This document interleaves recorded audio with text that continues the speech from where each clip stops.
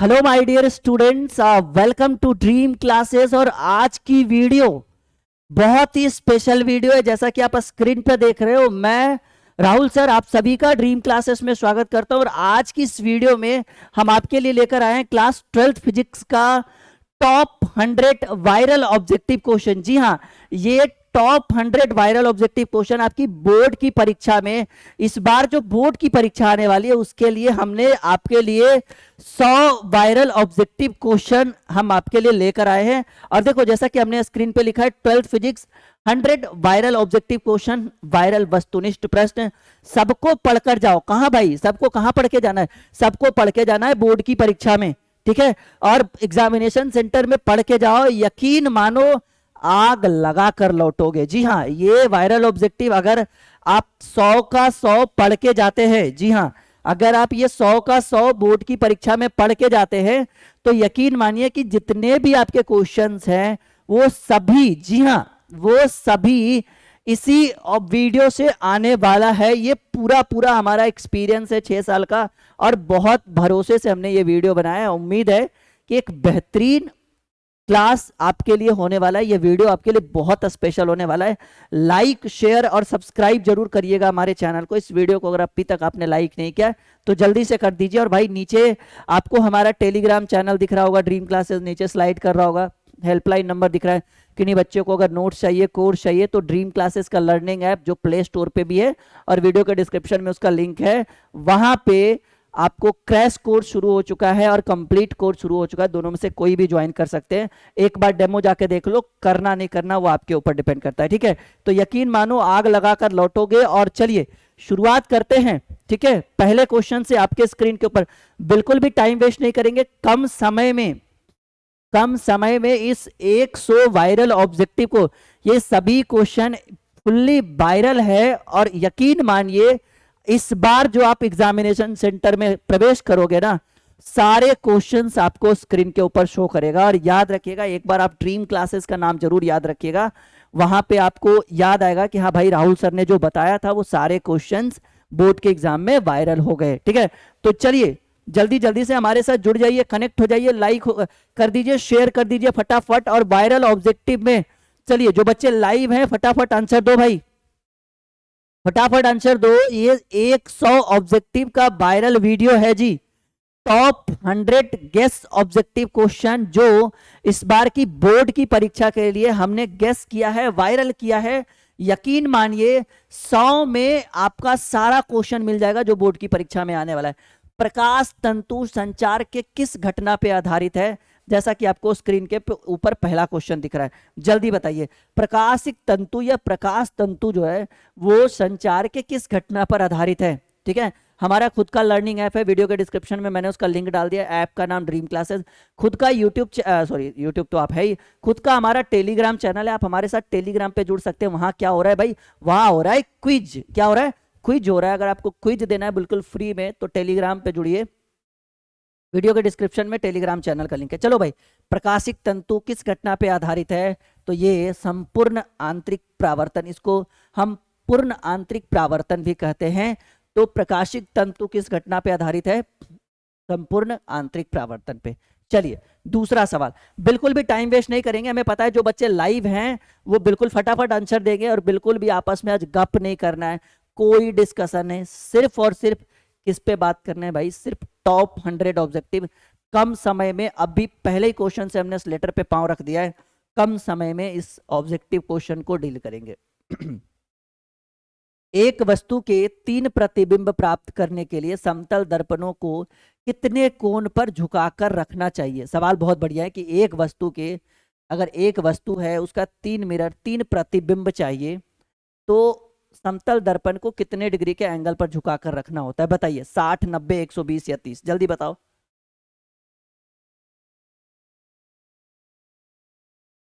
बहुत बेहतरीन क्वेश्चन आपके स्क्रीन के ऊपर है, फटाफट आंसर दो।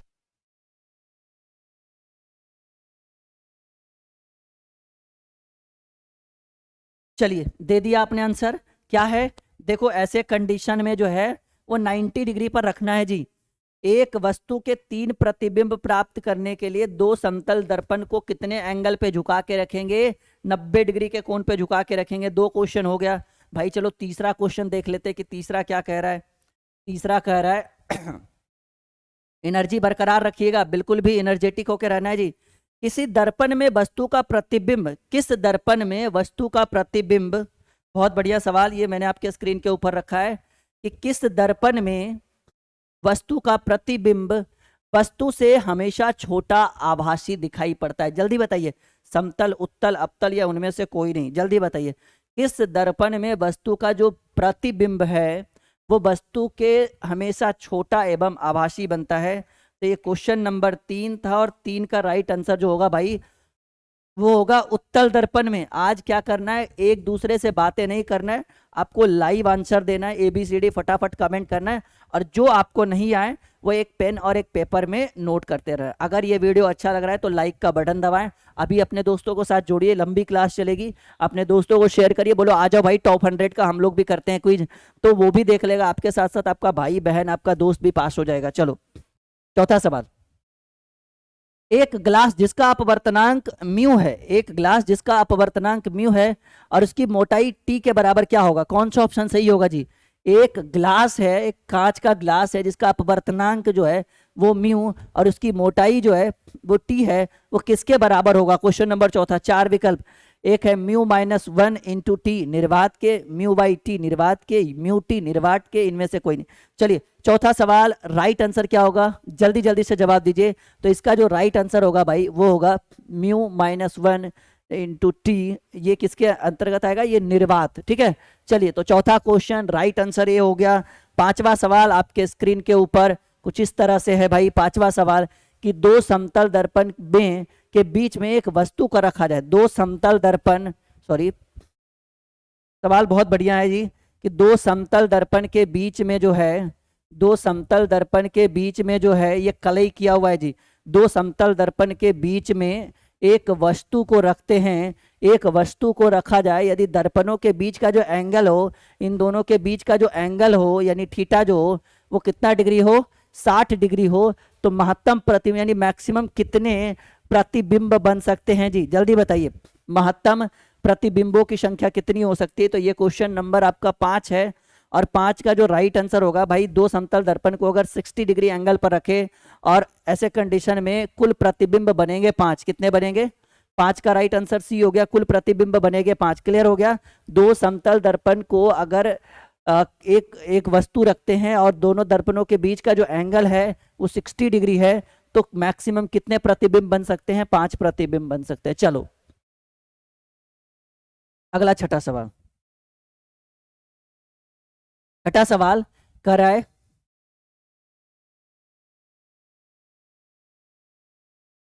छठा सवाल कह रहा है, बहुत बढ़िया सवाल है कि इनमें से किस जोड़ों के लिए क्रांतिक कोण न्यूनतम होगा?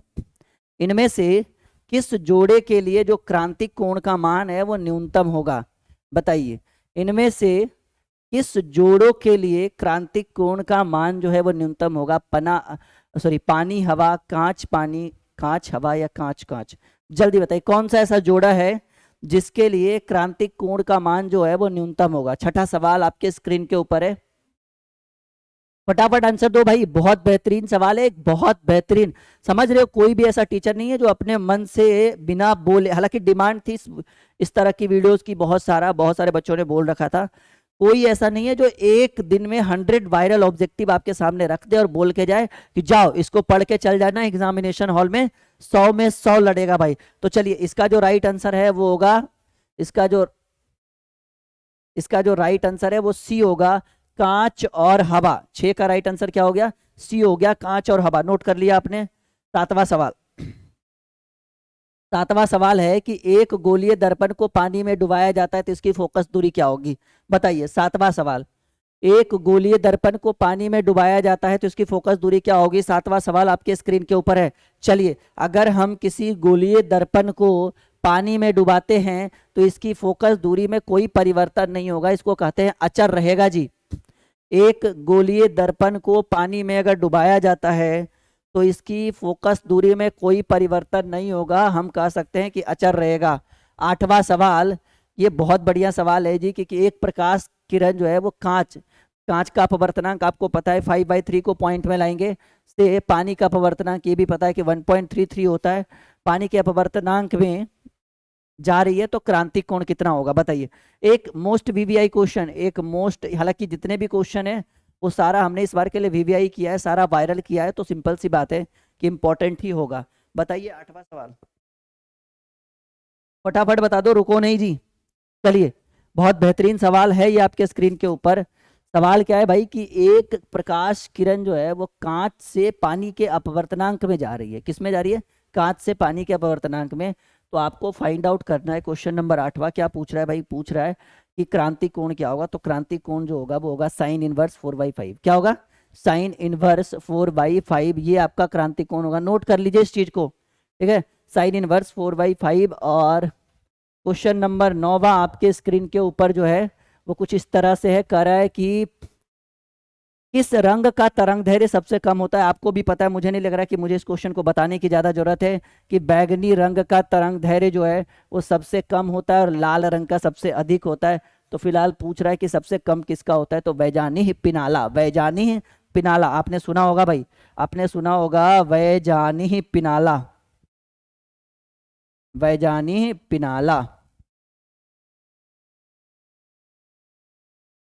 ये है 7 रंग, जिसमें कौन आगे है कौन पीछे आपको दिख रहा है। तो किसका सबसे कम होता है? तो बैगनी रंग का होता है जी। चलो, तो 10वां क्वेश्चन कि कांच के लिए किस रंग का अपवर्तनांक, सिंपल सी बात है, लाल रंग। अपवर्तनांक बोल रहा है किसका अधिक है? अच्छा बताइए। आपको पता है कि जिसका तरंग दैर्घ्य कम होता है उसका अपवर्तनांक अधिक होता है, जिसका अपवर्तनांक अधिक होता है, सॉरी, जिसका तरंग दैर्घ्य अधिक होता है उसका अपवर्तनांक कम होता है। तो हमने अभी अभी पढ़ा है कि लाल रंग का बैगनी रंग का तरंग दैर्घ्य सबसे कम होता है, यानी अपवर्तनांक सबसे अधिक किसका होगा भाई? तो इसी का होगा, बैगनी वाले का ही अपवर्तनांक अधिक होगा, क्योंकि जिसका तरंग दैर्घ्य कम होता है उसका अपवर्तनांक अधिक होता है। चलो 10 क्वेश्चन हो गया, क्लियर है। 11वां सवाल आपके स्क्रीन के ऊपर कुछ इस तरह से है।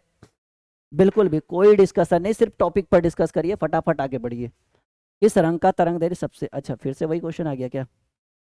किस रंग का तरंग दैर्घ्य सबसे अधिक होता है? अच्छा, तरंग दैर्घ्य पूछ रहा है, अधिक होता है जी। किस रंग का तरंग दैर्घ्य जो है सबसे अधिक है? सबको पता है कि लाल रंग का तरंग दैर्घ्य जो है वो सबसे अधिक होता है, ठीक है, क्योंकि इसका जो है प्रकीर्णन कम होगा और बैगनी का प्रकीर्णन अधिक होता है, तो बैगनी का तरंग दैर्घ्य कम होगा। चलो 11 क्वेश्चन हो गया भाई।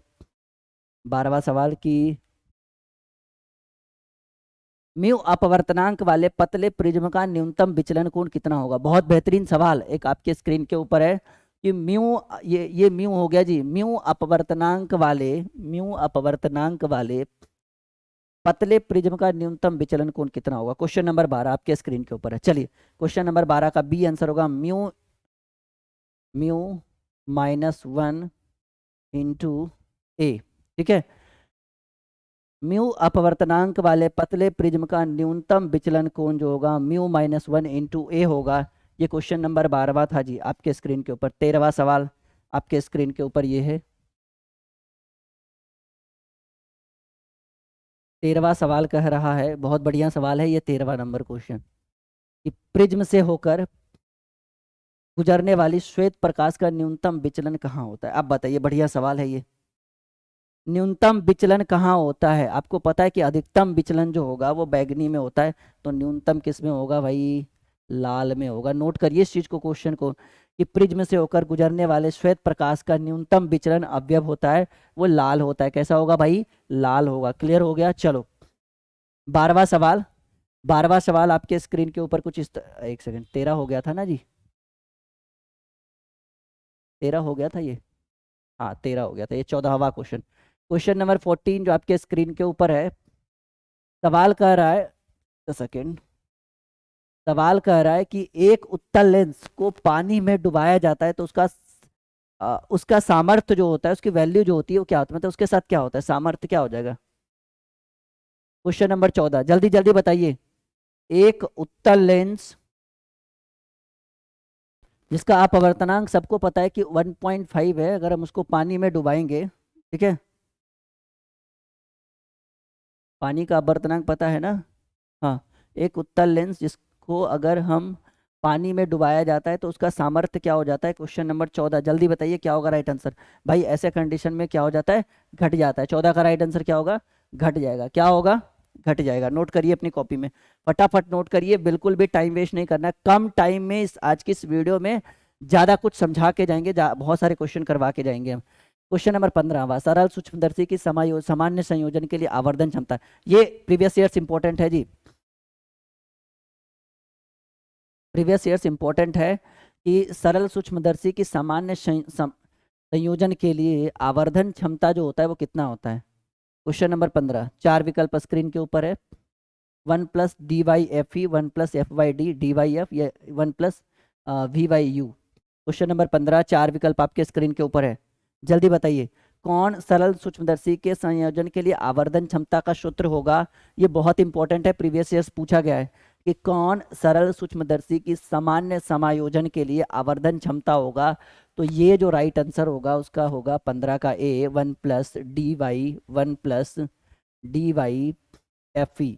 This is the right answer of this question and this is a very very important question for all board exam, सभी बोर्ड परीक्षाओं के लिए ये बिल्कुल स्पेशल है भाई, एकदम बिल्कुल पढ़ के जाना वरना पछताते रह जाओगे। क्वेश्चन नंबर 16 कि सरल सूक्ष्मदर्शी से बना हुआ प्रतिबिंब कैसा होता है? आभासी सीधा, काल्पनिक उल्टा, वास्तविक और सीधा, वास्तविक और उल्टा। 4 विकल्प, क्वेश्चन नंबर 16, 4 विकल्प आपके स्क्रीन के ऊपर है कि सरल सूक्ष्मदर्शी से बना हुआ प्रतिबिंब कैसा होता है? तो सरल सूक्ष्मदर्शी से बना हुआ प्रतिबिंब जो है वो आभासी और सीधा होता है। मजा आ रहा है? मजा आ रहा है कि हम आपसे गप ना करके, आपसे बातें ना करके कम टाइम में बहुत सारे क्वेश्चन करवा रहे हैं। मजा आ रहा होगा। इसको कहते हैं स्लेटर पे पांव रख के गति बढ़ाना, ठीक है? स्लेटर पे ऑलरेडी पहले क्वेश्चन से हमने पांव रख रखा है।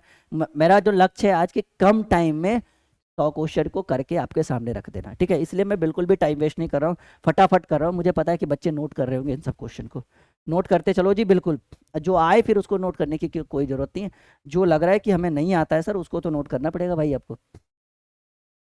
सवाल जो है आपका 17वां नंबर है कि पी आघूर्ण वाला एक विद्युत द्विध्रुव जो है विद्युतीय क्षेत्र ई के साथ 90 डिग्री का कोण बनाता है, तब इस पर लगा जो बल आघूर्ण होगा जिसको टॉर्क बोलते हैं, टाउ जिसको बोला जाता है, वो कितना होगा? भाई बहुत बढ़िया सवाल। पी आघूर्ण वाला एक विद्युतीय द्विध्रुव जो विद्युतीय क्षेत्र ई के साथ 90 डिग्री का कोण बनाता है, इस पर एक बल लगा होता है, तो इस पर लगा जो बल आघूर्ण जो टाउ होगा वो कितना होगा? Question number 17। चलो भाई क्वेश्चन नंबर 17 वो होगा P vector into E vector, P vector into E vector. Clear हो गया? बड़ा आसान सवाल था, ठीक है? तो 17 का राइट आंसर ये हो गया। 18वां सवाल आपके स्क्रीन के ऊपर अच्छा ये सेम क्वेश्चन है नहीं, पी वेक्टर इंटू, नहीं नहीं ये थोड़ा सा है जी, देखो। अच्छा जब सिर्फ दोनों बाहर रहना, ये देखो अंदर है इंक्लूड किया हुआ, ठीक है? तो ये क्वेश्चन थोड़ा सा पूछता है, कभी कभार डाउट होगा आपको, ठीक है? तो ऐसे कंडीशन में जब ये अंदर में हो ना, जैसे ये क्वेश्चन क्या था भाई, क्वेश्चन 17 में देखो दोनों में डिफरेंस आपको लगेगा थोड़ा सा, ठीक है? ये दोनों बाहर है पी वेक्टर और ई वेक्टर, और ये ई जो है ये अंदर है आपके डब्बे के अंदर। तो ऐसे कंडीशन में जब आपका होगा तो यहाँ पर वेक्टर हटा दीजिएगा, डायरेक्टली पीई लिख दीजिएगा। क्या करना है? 18 का ए आंसर होगा राइटली, ठीक है? कि जब ये सेम क्वेश्चन है बस थोड़ा सा चेंज है, यहाँ चेंजेस होने की वजह से यहाँ हमें चेंज करना पड़ा। ऐसे होना चाहिए था P vector into E vector, लेकिन यहाँ पर ये नहीं होगा, पीई करके राइट आंसर मार देना। चलो 19वां सवाल आपके स्क्रीन के ऊपर। सवाल कर रहा है कि विद्युत क्षेत्र रेखाएं एक दूसरे को किस कोण पर काटती है? सबको पता है कि सर क्यों परेशान कर रहे हैं, क्यों भुका रहे हैं हमें, ठीक है?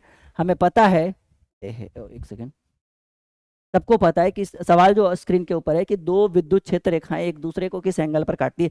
सबको पता है कि सर ये जब दो विद्युत क्षेत्र रेखाएं, आपने तो फर्स्ट चैप्टर में बताया था कि दो विद्युत क्षेत्र रेखाएं एक दूसरे को नहीं काटती, क्योंकि ऐसा करने से विद्युत क्षेत्र पर दो स्पर्श रेखाएं खींची जाएगी, और स्पर्श रेखाएं जो वो विद्युत क्षेत्र की दिशा को बतलाता है, और ऐसे कंडीशन में विद्युत क्षेत्र की दो दिशाएं बतलाई जाएगी, जो कभी पॉसिबल नहीं है। ऐसे कंडीशन में दो विद्युत क्षेत्र रेखाएं एक दूसरे को नहीं काटती है। चल सवाल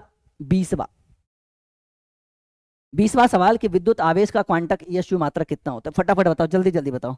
20वां सवाल जल्दी बताइए, विद्युत आवेश का क्वांटक मात्रक ईएसयू में कितना होगा? तो भाई इसका जो राइट आंसर है वो ये है 4.78 इंटू 10⁻⁻10। नोट करो, बिल्कुल कॉपी में नोट करो। लेटर पे पांव दबा रखा है हमने, बिल्कुल कम टाइम में बहुत सारे क्वेश्चन करवाएंगे।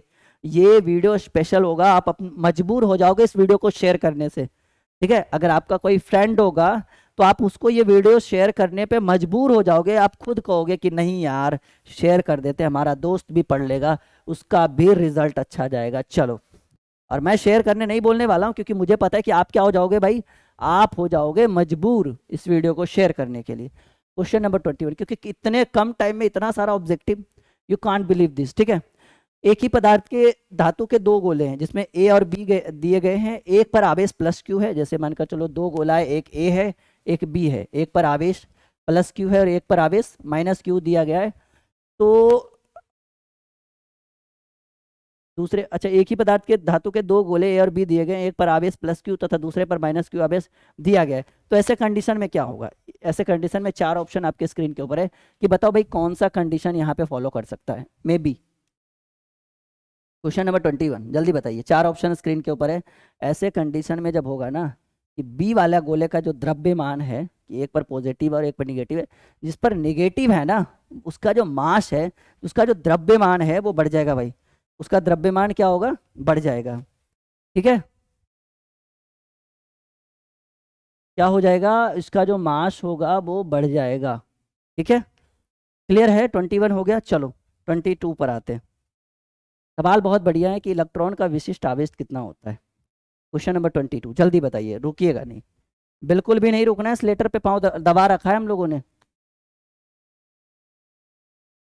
दिख रहा है आपको? हाँ, इलेक्ट्रॉन पर विशिष्ट आवेश, चार विकल्प आपके स्क्रीन के ऊपर, फटाफट बताओ। क्वेश्चन नंबर 22, 22 जल्दी बताओ भाई। तो 22 का राइट आंसर हो गया 1.8 इंटू 10⁻11 कूलाम प्रति किलोग्राम।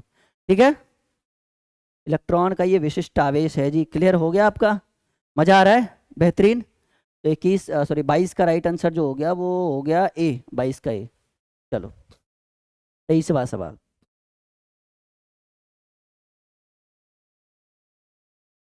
तेईसवा सवाल कह रहा है कि डिवाई जो है वो मात्रक है किसका? आवेश का, विभव का, विद्युत द्विध्रुव आघूर्ण का, या इनमें से कोई नहीं? 23वां सवाल जल्दी जल्दी बताइए फटाफट। 23वां सवाल, चलो भाई 23वां जो डिवाई जो है वो मात्रक है विद्युत द्विध्रुव आघूर्ण का, 23 का सी। ठीक है, 23 का सी किसका? डिवाई किसका मात्रक है? विद्युत द्विध्रुव आघूर्ण का। और 24वां सवाल, और हाँ मैं फिर से एक बार सजेस्ट कर रहा हूँ कि ड्रीम क्लासेस का लर्निंग ऐप जरूर इंस्टॉल करिएगा प्ले स्टोर से, वीडियो के डिस्क्रिप्शन में लिंक है, नहीं तो ऐसे भी सर्च करिए ना प्ले स्टोर पे, ड्रीम क्लासेस ऐप दिख जाएगा, ब्राउन कलर का लोगो होगा, जो हमारे यूट्यूब चैनल का लोगो है ना वही हमारे ऐप का लोगो होगा। वहाँ पे इस बार की बोर्ड परीक्षा के लिए अगर आप 80+ मार्क्स लाना चाहते हैं तो हमारी पूरी टीम बैठी है, अलग अलग subject, physics, chemistry, bio, math, Hindi, English, 9, 10, 11, 12 CBSE सभी के टीचर अवेलेबल है। एक बार ऐप इंस्टॉल करके वहाँ पर कोर्स परचेज करिए। ठीक है, नीचे आपको हेल्पलाइन नंबर दिख रहा है, एक बार कॉल करिए कि सर हमें कोर्स लेना है, क्रैश कोर्स हो, कंप्लीट कोर्स हो, प्रीवियस ईयर्स हो, मॉडल सेट है, जो भी चाहिए सारा मटेरियल है। अगर किसी बच्चों को सिर्फ पीडीएफ चाहिए, हैंड रिटन नोट्स, ठीक है, जो हम खुद बनाते हैं अपने हाथों से, अगर वो चाहिए तो इस पर कॉल करिएगा, व्हाट्सअप करिएगा, मिल जाएगा आपको। ठीक है, क्वेश्चन नंबर 24 कह रहा है कि एक आवेशित चालक की सतह के किसी बिंदु पर विद्युतीय क्षेत्र की तीव्रता, जल्दी बताओ। सबको पता है कि सतह के लंबवत होती है। कैसी होती है जी? सतह के लंबवत होती है। चलो 25वां सवाल आपके स्क्रीन के ऊपर, कह रहा है कि किसी वस्तु पर आवेश की न्यूनतम मात्रा कम नहीं हो सकती। कितने से कम नहीं हो सकती भाई? जल्दी बताओ। किसी आवेश की न्यूनतम मात्रा जो है कम नहीं हो सकती, कितने से? क्वेश्चन नंबर 25 जल्दी बताइए, चार विकल्प आपके स्क्रीन के ऊपर है। किसी वस्तु पर आवेश की न्यूनतम मात्रा कम नहीं हो सकती, तो क्वेश्चन नंबर 25 का राइट आंसर हो गया, वो हो गया ए, 1.6 इंटू 10⁻⁻19 कूलाम से कम नहीं हो सकता, ये पॉसिबल नहीं है। ठीक है भाई, चलो 26 नंबर क्वेश्चन, 25 हो गया। 26वां नंबर क्वेश्चन कि जब कोई वस्तु ऋणावेशित हो जाती है तो इसके द्रव्यमान पर क्या असर पड़ेगा? ये ऑलरेडी काफी बार आ चुका है पर फिर भी बताइए कैसे कंडीशन में क्या होगा। क्वेश्चन नंबर 26 कि जब किसी वस्तु को या जब कोई वस्तु ऋणावेशित हो जाती है तो इसका द्रव्यमान पर क्या असर पड़ेगा? तो ऐसे कंडीशन में वस्तु का जो द्रव्यमान है वो बढ़ जाता है जी, इंक्रीज हो जाता है। ठीक है, जब कोई वस्तु ऋणावेशित हो जाती है तो उसका द्रव्यमान जो है वो बढ़ जाता है। 26 का बी राइट आंसर। चलो 27 नंबर क्वेश्चन जो आपके स्क्रीन के ऊपर है कि एक स्टेट कूलाम की वैल्यू कितनी होती है? आपको भी पता है, मुझे बताने की जरूरत नहीं है। एक स्टेट कूलाम की जो वैल्यू है वो डी आंसर होगा इसके अकॉर्डिंग, 1.1/3 इंटू 10⁻⁹। ठीक है, इसको आप ऐसे भी कर सकते हैं, 3 × 10⁻⁹ तो ये ठीक है, जो भी आपका ऑप्शन में हो आपको सही लगे। फिलहाल हम किसको आंसर मारेंगे, डी को टिक लगाएंगे। क्लियर हो गया। 27 का क्या आंसर हो गया भाई, डी हो गया। अब 28वें नंबर क्वेश्चन की ओर आते हैं। एक आवेशित चालक का क्षेत्र आवेश घनत्व जो है वो सिग्मा है, तो इसके पास विद्युत क्षेत्र का, ये क्या है भाई, ये सिग्मा है, ये क्या है।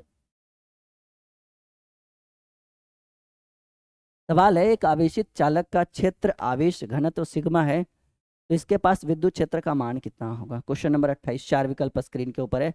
राइट आंसर होगा सिग्मा बटे एप्सिलॉन नॉट। क्या होगा भाई, सिग्मा बटे एप्सिलॉन नॉट। ठीक है, this is the right answer of this question. बहुत इंपॉर्टेंट है, ये पूछता है काफी बार बोर्ड की परीक्षा में, और ये गेस किया है हमने वायरल ऑब्जेक्टिव के तौर पर, तो बिल्कुल भी इग्नोर नहीं करेंगे, मस्ती से एकदम अच्छे ढंग से पढ़ेंगे। क्वेश्चन नंबर 29 कह रहा है कि कूलम बल कैसा बल है, केंद्रीय विद्युत दोनों या चार। एकदम स्लेटर पे पांव दबा रखा है, सबको पता है कि कूलम बल जो है केंद्रीय बल और विद्युत बल दोनों है, तो डायरेक्टली 29 को 3 आंसर लगा के टिक चलेंगे आगे। ठीक है, 29 का सी हो गया, दोनों होगा कूलम और केंद्रीय। अच्छा, ये क्वेश्चन फिर से आ गया भाई, ये क्वेश्चन फिर से आ गया, क्वेश्चन नंबर 30। नहीं, सबको पता है पी आघूर्ण वाला एक विद्युत द्विध्रुव ई तीव्रता वाले विद्युतीय क्षेत्र में जाता है, तो ऐसे कंडीशन पे लगने वाला टाउ जो होता है वो P vector into E vector होता है। टाइम वेस्ट नहीं कर रहे हैं हम आज, टाइम वेस्ट नहीं करेंगे, जितना ज़्यादा हो सके उतना स्पीड में बढ़ेंगे हम। लेकिन हाँ, ऐसा नहीं कि बिना छोड़ छोड़ के नहीं, मतलब जो हो नहीं हुआ है उसको समझा समझा के। 31, एक विद्युत द्विध्रुव के पृष्ठ से घिरा हुआ, एक विद्युत द्विध्रुव जो है एक पृष्ठ से घिरा हुआ है, तो पृष्ठ पर कुल कितना फ्लक्स होगा जी। सवाल बहुत सिंपल है, बहुत आसान है। क्वेश्चन नंबर 31 कि एक विद्युत द्विध्रुव जो है एक पृष्ठ से घिरा हुआ है, एक विद्युत द्विध्रुव किस चीज से घिरा हुआ है, एक पृष्ठ से घिरा हुआ है, तो पृष्ठ पर कुल फ्लक्स जो होगा वो कितना होगा। तो क्वेश्चन नंबर 31 की बात करें तो ऐसे कंडीशन में फ्लक्स जो होगा वो शून्य होता है। कितना होता है, विद्युत के अंदर जो है वो विद्युतीय फ्लक्स जो है फाई शून्य होता है, ये आपको पता होना चाहिए। क्लियर एकदम, ठीक है। क्वेश्चन नंबर 31 हो गया, 31 का बी आंसर हो गया। 32 पर आइए, बढ़िया सवाल, एक बेहतरीन सवाल आपके स्क्रीन के ऊपर है। 32 की बात करें कि किसी वस्तु पर एक कूलम आवेश तब संभव है जब उससे निकाले गए इलेक्ट्रॉन की संख्या कितनी हो सकती है। 32 जल्दी बताइएगा क्या होगा राइट आंसर। किसी वस्तु पर एक कूलम आवेश तब संभव है जब उससे निकाले गए इलेक्ट्रॉनों की संख्या। 32, what is the right answer of this question. ये होना चाहिए जी 6.25 इंटू 10⁻18 इलेक्ट्रॉन, ये एक आंसर होगा इस क्वेश्चन का। किसी वस्तु पर एक कूलम आवेश तब संभव है जब उस पर निकाले गए इलेक्ट्रॉनों की संख्या 6.25 × 10⁻18 हो। ठीक है, चलो अगला क्वेश्चन देखते हैं। 33,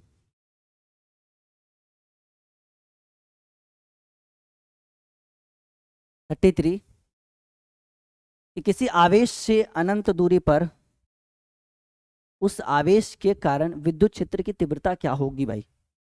किसी आवेश से अनंत दूरी पर उस आवेश के कारण विद्युत क्षेत्र की तीव्रता। क्वेश्चन नंबर 33, किसी आवेश से अनंत दूरी पर आवेश के कारण विद्युत क्षेत्र की तीव्रता। अच्छा, ये क्वेश्चन कुछ हमारे हिसाब से तो ये तीनों में से कोई ऑप्शन है ही नहीं, हम इसके हिसाब से ना इसको डी को टिक लगा देंगे, ये हमारा ABC आंसर नहीं हो सकता है। ठीक है, तो आंसर हमने क्या लगा दिया, इनमें से कोई नहीं। बाकी इस क्वेश्चन पे हम दोबारा डिस्कस करेंगे कि क्या होगा राइट आंसर इसका। चलिए क्वेश्चन नंबर 34 पे आइए, छोड़िए उसको 33 को, क्वेश्चन थोड़ा सा टफ टफ नहीं था, थोड़ा सा दूसरे मतलब घुमा के क्वेश्चन पूछ दिया था। यदि दो आवेशों की दूरी बढ़ा दी जाए तो आवेश के विद्युतीय स्थितिज ऊर्जा का मान क्या होगा। भाई बहुत बढ़िया सवाल है ये बहुत बढ़िया सवाल है। क्वेश्चन नंबर 34, यदि दो आवेशों की दूरी बढ़ा दी जाए तो आवेशों के विद्युतीय स्थितिज ऊर्जा का मान क्या होगा, बढ़ेगा घटेगा अपरिवर्तित या बढ़ भी सकता है घट भी सकता है। क्वेश्चन नंबर 34, देखो ऐसे कंडीशन में आवेश जो है स्थितिज ऊर्जा जो है वो बढ़ भी सकता है घट भी सकता है। ठीक है, याद रखिएगा इस चीज में, ऐसे कंडीशन में बढ़ भी सकता है घट भी सकता है। 35 पर आइए, कह रहा है कि किसी आवेशित गोलीय खोखले चालक के भीतर विद्युत तीव्रता, आपको भी पता है, मुझे नहीं लग रहा है कि टाइम वेस्ट करने की कोई जरूरत है, कि गोलीय खोखले गोले के भीतर चालक के भीतर जो है वो विद्युत तीव्रता जो है वो शून्य होता है। आपको भी पता है, मैंने पढ़ाया है अभी ये फिजिक्स में कि अगर कोई बंद गाउसीय पृष्ठ हो तो उस गाउसीय पृष्ठ के अंदर कुल आवेशों का जो बीजगणितीय योग होता है वो शून्य होता है, या सीधे कहिए कि आवेश जो होता है शून्य होता है। तो क्वेश्चन है कि किसी आवेशित खोखले या सॉरी किसी आवेशित गोलीय खोखले चालक के भीतर विद्युत तीव्रता वो क्या होता है भाई, विद्युत तीव्रता शून्य होता है। तो क्वेश्चन नंबर 35 का राइट आंसर बी हो गया। 36 पर आते हैं। 36 है कि फ्लक्स घनत्व का मात्रा क्या होगा, weber, tesla, newton metre, newton प्रति मीटर या मीटर स्क्वायर सेकंड। जल्दी बताओ। 36 फ्लक्स घनत्व का एसआई मात्रक। Question number 36 right answer tesla. क्या होगा भाई, राइट आंसर टेस्ला। नोट करते जाओ फटाफट, फटाफट नोट करिए, रुकिएगा नहीं किसी के लिए, ठीक है। सवाल है क्वेश्चन नंबर 37 कि आवेश का एसआई मात्रक। हमें नहीं लग रहा है कि टाइम पास करने की जरूरत है, नहीं, सबको पता है कि आवेश का एसआई मात्रक जो होता है वो कूलम्ब होता है, ठीक है। अच्छे अच्छे क्वेश्चन हम आपके लिए लेकर आए हैं, बिल्कुल वायरल है ये आपके लिए। आवेश का एसआई मात्रक कूलम्ब। और 38वां सवाल कि आवेश की बीमा, जल्दी बताइए। 80 LAT, 18 वर्स, 18 वर्स 2। फटाफट बताओ। क्वेश्चन नंबर 38 सबको पता है कि ये जो होगा वो ए आंसर होगा भाई, 38 का ए। नोट करते चलिए, अगर आपने नोट नहीं किया तो बहुत पछताइएगा इस चीज़ को लेकर, मैं प्रॉमिस करता हूँ। क्वेश्चन नंबर 39 कि क्वेश्चन नंबर 39 कह रहा है कि स्थिर विद्युत आवेशों के बीच जो बल लगता है वो किस नियम से दिया गया है। थोड़ा सा लैंग्वेज सही से नहीं लिखा हुआ है। स्थिर विद्युत आवेशों के बीच लगने वाला जो बल है वो किस नियम से दिया जाता है। बेहतरीन सवाल, इंपॉर्टेंट है, स्पेशल है। 39 जल्दी बताइए क्या होगा राइट आंसर। तो ऐसे कंडीशन में ये जो बल दिया जाता है ये कूलाम के नियम से दिया जाता है, नोट करिएगा। कौन से नियम से देंगे भाई, स्थिर विद्युत आवेशों के बीच जो लगने वाला बल है वो किस नियम से दिया जाता है, कूलाम के नियम से दिया जाता है। 39 का सी हो गया। 40 पर आ जाइए फटाफट, 40 पर आ जाइए। 40 नंबर क्वेश्चन है कि दो आवेशों के बीच की दूरी दुगनी कर दी जाए तो उसके ऊपर बीच में लगने वाला जो बल होगा वो सबको पता है। ये क्वेश्चन मैंने पिछले भी बैच में पढ़ाया था कि यदि दो आवेशों के बीच की दूरी को हम बढ़ा दें तो उस पर लगने वाला बीच का जो बल होगा वो 1/4 हो जाएगा, 1/4 हो जाएगा जी। कितना हो जाएगा, 1/4 हो जाएगा। यदि दो आवेशों के बीच की दूरी दुगनी करने पर बीच वाला जो बल होगा वो चौथाई हो जाता है, 1/4 हो जाता है, ठीक है। चलो क्वेश्चन नंबर 41 अभी अभी इसके ऊपर डिस्कस कर चुके हैं हम, और फिर भी आ गया 1/4 पाइप साइलन नोट की वैल्यू। बहुत बढ़िया सवाल, बहुत इंटरेस्टिंग क्वेश्चन है जी। देखने में छोटा लगे लेकिन ये आगे जो है बड़ा दिक्कत करेगा आपको अगर छूट गया तो। 1/4 पाइप साइलन नोट की वैल्यू अभी भी डिस्कस भी कर रहे थे इस क्वेश्चन में स्टार्टिंग में। 41 फटाफट बताओ 41 का राइट आंसर क्या होगा।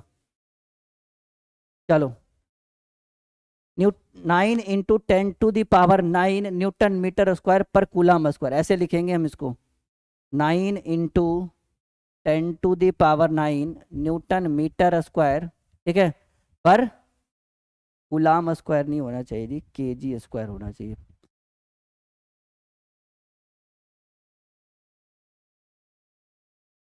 चलो सही है, थोड़ा सा लैंग्वेज गड़बड़ा दिया। चलिए आंसर क्या मारेंगे, 41 का ए मारेंगे, 41 का ए मारेंगे और 42 पे आते हैं। चलो भाई 42 आसान क्वेश्चन। किसी माध्यम की आपेक्षिक परावैद्युता इप्सिलॉन ई आर कितने के बराबर होता है भाई, बताओ फटाफट आंसर। किसी माध्यम की आपेक्षिक परावैद्युता जो है वो कितने के बराबर होता है, ये क्वेश्चन नंबर आपका 42 आपके स्क्रीन के ऊपर है। तो 42 का जो राइट आंसर होगा बच्चा पार्टी वो होना चाहिए, जी हाँ, ये होगा E/ε नोट। नोट कर लो, एकदम बढ़िया सवाल है, स्पेशल है आपके लिए। चलो भाई 43 पे आते हैं। 43 हमें कह रहा है 43 हमें कह रहा है कि निम्नलिखित में से कौन एक सदिश राशि, अपने स्केलर वेक्टर पढ़ा है, एक का परिमाण होता है, एक का परिमाण और दिशा दोनों होता है, पढ़ा है ना, बिल्कुल पढ़ा होगा। बताओ 43 का राइट आंसर क्या होगा। तो 43 का राइट आंसर है विद्युत तीव्रता। ये एक सदिश राशि है, नोट करो। और अगर आपको पढ़ना है कि कैसे sir, how is this possible, तो भाई पढ़ो 11th फिजिक्स को, स्केलर वेक्टर अच्छे ढंग से, मुझसे पूछने की जरूरत नहीं पड़ेगी कि कैसे होगा। 44 सवाल है कि विद्युत विभव का मात्रक वोल्ट है, यह किसके बराबर है, किसके तुल्य है, किसके तुल्य है, फटाफट बताओ। क्वेश्चन नंबर 44, क्वेश्चन नंबर 44 विद्युत विभव का जो मात्रक है वो वोल्ट है, ये किसके तुल्य है? तो ये जूल प्रति कूलाम्ब के तुल्य है। किसके तुल्य है बच्चा पार्टी? ये आपके जूल प्रति कूलाम्ब के तुल्य है। 44 हो गया। चलो भाई 45 पे आते हैं। 45 कह रहा है कि एक गोलीय चालक को आविष्ट किया जाता है तो इसके केंद्र पर विद्युत क्षेत्र की तीव्रता कितनी होगी? 45। एक गोलीय चालक को जब आविष्ट किया जाता है तो उसके केंद्र पर विद्युतीय क्षेत्र की तीव्रता जो होती है वो कितनी होती है? सवाल बहुत बढ़िया है कि एक गोलीय चालक को जब आविष्ट किया जाता है तो इसके केंद्र पर विद्युतीय क्षेत्र की तीव्रता। चलिए बताइए 45 का राइट आंसर क्या होगा? 45 का राइट आंसर क्या होगा? A B C D.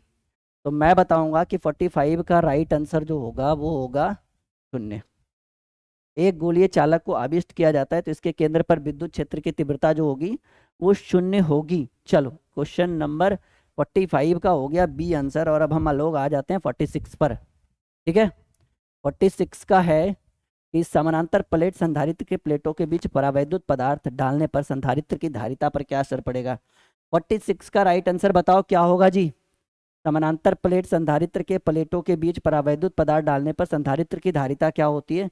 तो ऐसे कंडीशन में संधारित्र की जो धारिता है वो बढ़ जाती है, इंक्रीज हो जाती है। संधारित्र की धारिता क्या होगी भाई?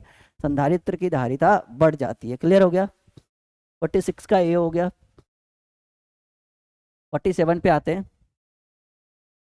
47 कह रहा है कि एक एकाकी चालक के लिए निम्न में से कौन अनुपात जो है वो अचर है? 47 जल्दी बताइए। पूछा गया प्रीवियस ईयर क्वेश्चन है कि एक एकाकी चालक के लिए निम्न में से कौन अनुपात जो है वो अचर होता है। तो 47 का जो राइट आंसर होगा कुल आवेश बटे कुल विभव। This is the right answer of this question. कुल आवेश बटे कुल विभव। ठीक है, चलो ये अचर होगा जी। 48 पे आते हैं।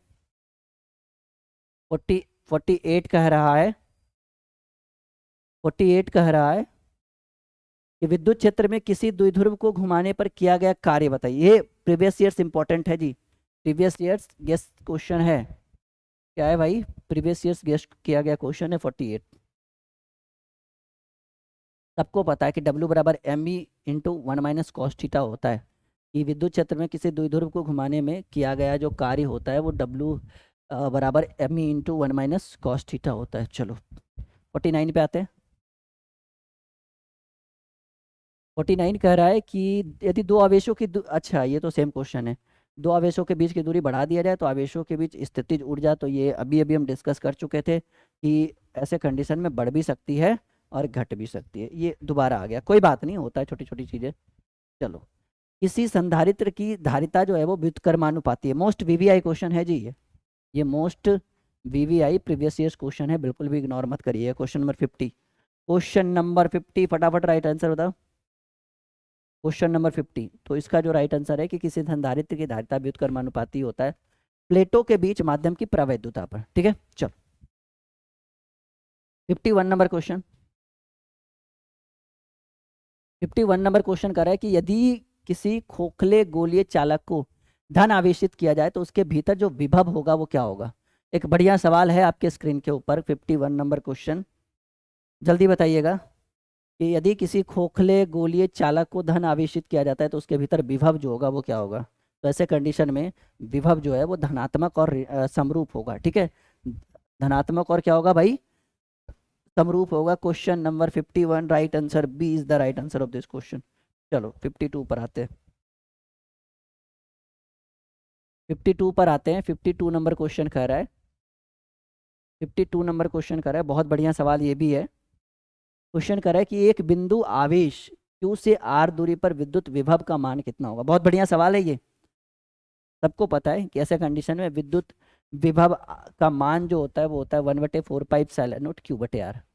1/4πε0 into Q/R। This is the right answer of this question. 52 का बी हो गया। 53 कह रहा है कि विद्युतीय विभव की बीमा बताओ जी। विद्युतीय विभव की बीमा बताओ। 53 विद्युतीय विभव की बीमा फटाफट बता दो। चलो इसकी जो बीमा है वो है ml² T−3 A−। विद्युतीय विभव की बीमा ml² T−3 A−। और अब हम लोग 54 पे आते हैं। बढ़िया सवाल, स्पेशल क्वेश्चन। 54, चंद्रमा की धारिता लगभग कितनी होती है? चलो भाई, चंद्रमा की धारिता जो है वो 177 माइक्रोफेराडे होता है। कितनी होगी? 177 माइक्रोफेराडे 54 का ए। ठीक है, 54 का ए 177 म्यू एफ माइक्रोफेराडे। 55 की बात करें, कह रहा है कि किसी चालक की विद्युत धारिता का व्यंजक। तो मुझे पता है, आपको भी पता होना चाहिए, आसान क्वेश्चन है, प्रीवियस ईयर्स पूछा गया है कि सी बराबर जो होता है वो होता है क्यू बटे वी। क्यू जो होता है वो हमारा आवेश होता है, वी जो हमारा वॉल्यूम आयतन होता है। ठीक है, चलो 56 नंबर क्वेश्चन। कह रहा है वायु में गोलीय चालक की धारिता समानुपाती होती है। बहुत बेहतरीन सवाल। वायु में गोलीय चालक की धारिता जो है वो समानुपाती होती है। वो आपकी किसकी होगी भाई? गोले की त्रिज्या के समानुपाती होती है। चलिए ठीक है, और ये क्वेश्चन नंबर 57 सवाल कर रहा है कि किसी संधारित्र पर आवेशों की स्थितिज ऊर्जा का व्यंजक क्या होगा? जल्दी बताइए। सवाल नंबर 57 बेहतरीन सवाल है। तो सबको पता है कि किसी संधारित्र पर आवेशों की स्थितिज ऊर्जा का व्यंजक ई बराबर जो होता है वो होता है हाफ सी बी स्क्वायर, और ये हाफ सी बी स्क्वायर ए को डिनोट कर रहा है। ठीक है, तो ये पार्ट 1 था, क्योंकि मैंने सोचा था कि एक वीडियो में एक क्लास में 100 लेके आएंगे, बट ये पॉसिबल है नहीं, काफ़ी जो है मेहनत करनी पड़ती है इस चीज़ को लेकर। तो 57 पार्ट 1 तक रहते हैं, 58 से 100 पार्ट 2 में कर देंगे। तो पार्ट 1 कैसा लगा नीचे कमेंट बॉक्स में फीडबैक दीजिएगा, लाइक और शेयर। और हाँ, ड्रीम क्लासेस का ऐप जरूर इंस्टॉल करिएगा। और अगर पार्ट 2 जल्दी चाहिए तो नीचे बहुत सारे कमेंट्स करने पड़ेंगे, और मैं बस नंबर ऑफ कमेंट्स काउंट करूंगा, कितने बच्चों ने कमेंट किया, कितने बच्चों ने लाइक किया, कितने बच्चों ने शेयर किया है, और हाँ, कितने बच्चों ने ड्रीम क्लासेस को सब्सक्राइब किया है, ये भी बहुत मायने रखता है। ठीक है, तो हंसते रहिए, मुस्कुराते रहिए, आसपास सफाई बना के रखिए, कंटिन्यू पढ़ते रहिए, बढ़ते रहिए, सफलताओं को छूते रहिए, और ड्रीम क्लासेस के साथ कंटिन्यू जुड़े रहिए। Okay my dear students.